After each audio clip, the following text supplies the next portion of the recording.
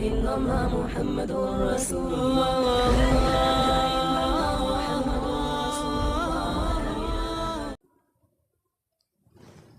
تو قرآن کہتا ہے لعلکم تتقون، روزے کا سب سے بڑا فائدہ یہ ہونا ہے، فرمایا جب روزہ رکھو گے تمہارے اندر تقوی پیدا ہوگا، اللہ کا خوف، اللہ کا ڈر دل میں آ جائے گا۔ جب اللہ کا ڈر آئے گا، اللہ ہمیں پھر کیا ملے گا؟ اللہ فرماتے ہیں پھر میں انعامات کی بارش کر دوں گا۔ اللہ کیا انعام دے گا؟ تقوی اختیار کرنے والے کو کیا انعام ملتے ہیں؟ آج ذرا قرآن سے دیکھیں، قرآن میں آ کے آپ غوطہ تو لگائیں، قرآن کہتا کیا ہے؟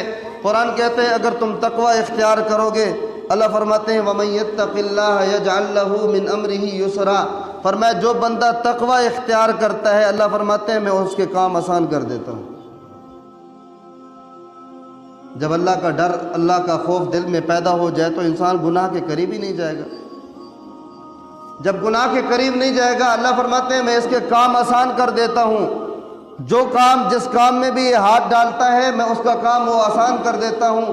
لیکن اگر تقوی اختیار نہیں کرے گا تو کام اس کے مشکل ترین بن جائیں گے، کام آسان نہیں ہوں گے۔ یہ پہلا انعام ہے تقوی اختیار کرنے والوں کے لیے۔ قرآن کہتے ہیں دوسرا انعام جو تقوی اختیار کرتے ہیں، قرآن اس بات کا اعلان کرتا ہے وَمَن يَتَّقِ اللَّهَ يَجْعَل لَّهُ مَخْرَجًا، فرمایا جو بندہ تقوی اختیار کرتا ہے اللہ کہتے ہیں ہم اس کے لیے مصیبت ہٹا دیتے ہیں، اس کے راستے کو آسان کر دے، راستے کو کشادہ کر دیتے ہیں۔ اب وہ اس پہ مصائب اور مصیبتیں نہیں آتی، پریشانیاں نہیں آتی، اس کے لیے آسانیاں ہو جاتی ہیں۔ اور جو بندہ تقوی اختیار نہ کرے فرمایا اس کے لیے مصیبتوں کے پہاڑ اس پہ گرنا شروع ہو جاتے ہیں۔ یہ دوسرا انعام اللہ فرماتے ہیں میں اس تقوی اختیار کرنے والے کو دیتا ہوں۔ اللہ تیسرا انعام کیا ہے؟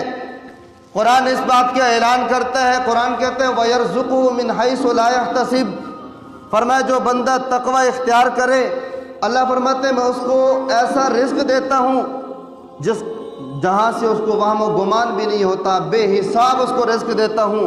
فرمایا اس کے پاس اتنا رزق آ جاتا ہے وہ حیران ہو جاتا ہے کہ مجھے تو اس کی خواہش اور تمنا بھی نہیں تھی یہاں سے رزق ملے گا۔ اللہ فرماتے ہیں ہم اس کے لیے وافر مقدار میں رزق عطا کر دیتے ہیں۔ یہ تقوی اختیار کرو گے تو پھر یہ رزق ملے گا۔ اب تقوی اختیار کرنے والا وہ اللہ کا نیک بندہ، وہ اللہ کا ولی، اللہ کا دوست، فرمایا جو تقوی اختیار کرتا ہے اللہ فرماتے ہیں ہم اس کے لیے رزق کشادہ کر دیتے ہیں، بے حساب رزق دیتے ہیں۔ اور چوتھا انعام قرآن کریم اس بات کی گواہی دیتا ہے کہ چوتھا انعام اللہ کی طرف سے کیا ملے گا؟ اللہ فرماتے ہیں کہ جو بندہ تقوی اختیار کرتے ہیں ہم اس کو چوتھا انعام یہ دیں گے کہ فَلَنُحْيِيَنَّهُ حَيَاتًا طَيِّبَةً، ہم اس کی زندگی کو پاکیزہ بنا دیں گے۔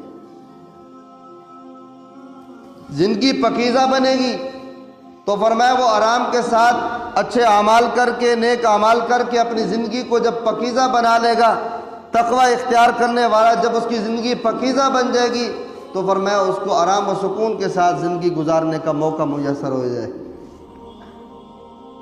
لیکن اگر آپ تصویر کا دوسرا رخ دیکھیں، اللہ فرماتے ہیں جو ہمارے ذکر سے اعراض کرتا ہے، ہماری طرف نہیں آتا، تقوی اختیار نہیں کرتا، جو ہماری بات نہیں مانتا، وَمَنْ أَعْرَضَ عَنْ ذِكْرِي، میرے ذکر سے اعراض کرتا ہے، میری یاد سے غافل ہوتا ہے، میری طرف سے منہ موڑتا ہے، معیشتاً ضنقا، اللہ فرماتے ہیں ہم اس کی معیشت تنگ کر دیتے ہیں، ہم اس کی زندگی تنگ کر دیتے ہیں۔ اللہ کو غصہ اتنا ہے کہ اللہ نے حیات کا لفظ بھی یہاں ذکر نہیں کیا، اللہ نے معیشت کا ذکر کیا۔ فرمایا جو گناہ گار ہیں ان کی زندگی نہیں ہے، جو گناہ گار دنیا میں آباد ہیں، دنیا میں رہتے ہیں، ان کی زندگی نہیں ہے، معیشت ہے۔ فرمایا وہ معیشت گزار رہے ہیں، زندگی نہیں گزار رہے۔ معیشت اور زندگی میں فرق یہ ہے جو زندگی گزارتے ہیں اسے آرام و سکون ملتا ہے، اور جو معیشت گزارتے ہیں اس سے سکون نہیں ملتا۔ اللہ فرماتے ہیں معیشتاً ضنقا، ہم ان کی معیشت تنگ کر دیتے ہیں، زندگی تنگ کر دیتے ہیں۔ اللہ نے یہاں حیات کا لفظ ذکر نہیں کیا کہ ان کی زندگی نہیں ہے۔ اور پھر دوسرا نقصان کیا ہونا ہے؟ اللہ فرماتے ہیں جب یہ قیامت کا دن ہوگا، یہ اٹھیں گے تو یہ اندھے اٹھیں گے، ومن اعرض عن ذکری فإن له معیشۃ ضنکا ونحشرہ یوم القیامۃ اعمی۔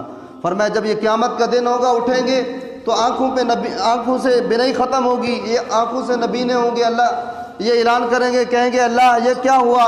دنیا میں تو ہماری آنکھیں تھیں، ہم ایک دوسرے کو دیکھا کرتے تھے، آج ہماری آنکھیں نہیں ہیں۔ اللہ فرمائیں گے استہزاءً مذاقاً، فرمائے تم نے دنیا میں مجھے بھلا دیا تھا، آج میں نے تمہیں بھلا دیا۔ تو تقوی کا انعام یہ ملے گا۔ فرمایا جب تقوی اختیار کرو گے تو تمہارے اندر کیا آئے گی؟ پاکیزہ زندگی تمہیں مل جائے گی۔ پاکیزہ زندگی جب انسان کو ملتی ہے تو فرمایا وہ آرام و سکون کے ساتھ اپنی زندگی بسر کرتا ہے، اس کو کسی قسم کی پریشانی نہیں ہوتی۔ پھر اسی طرح قرآن اعلان کرتا ہے، فرمایا ایک انعام آپ کو یہ ملے گا، جب آپ تقوی اختیار کرو گے اللہ کے دوست بن جاؤ گے۔ ان اولیاؤہ الا المتقون، تقوی اختیار کرنے والا اللہ کا ولی ہے، اللہ کا دوست ہے، اللہ کا قریبی ہے۔ اب جب تقوی اختیار کرو گے، تقوی کا معنی اپنے اندر رب کی رضا اور اس کی خوشنودی والے اعمال اپنے اندر لے آؤ گے، اپنی رضا اور اپنی خوشنودی کو ایک طرف کر دو گے۔ فرمایا پھر تم اللہ کے دوست بن گئے ہو، اللہ کے ولی بن گئے ہو۔ فرمایا جب اللہ کا ولی اور اللہ کا دوست جب انسان بن جاتا ہے، وہ اپنے دوست اور اپنے ولی سے، اپنے دوست سے اپنی ہر بات منوا سکتا ہے۔ تو یہ تقوی اختیار کرنے والے کو یہ انعام ملتا ہے کہ وہ اللہ کا قریبی اور اللہ کا دوست بن جاتا ہے۔ لیکن اگر ہمارے اندر تقوی ہی نہیں آیا، ہمارے اندر رب کا خوف ہی پیدا نہ ہوا، ہم نے دنیا کے اندر لوگوں کو دکھانے کے لیے نماز پڑھ لی ہے، زکوٰۃ ادا کر دی ہے، حج کر دیا ہے، پر میں یہ دکھاوا لوگوں کو دکھا کے اعمال کرنے والے اس کے منہ پہ مار دیے جاتے ہیں۔ فرمایا تیرے اعمال کی ہمیں ضرورت نہیں ہے، تم تیرے دل کے اندر، فرمایا تیرے باطن کے اندر ہمارا خوف اور ہمارا ڈر اگر ہے تو فرمایا گناہوں کے قریب نہیں جائے گا، تو متقی بن جائے گا۔ محمد رسول اللہ۔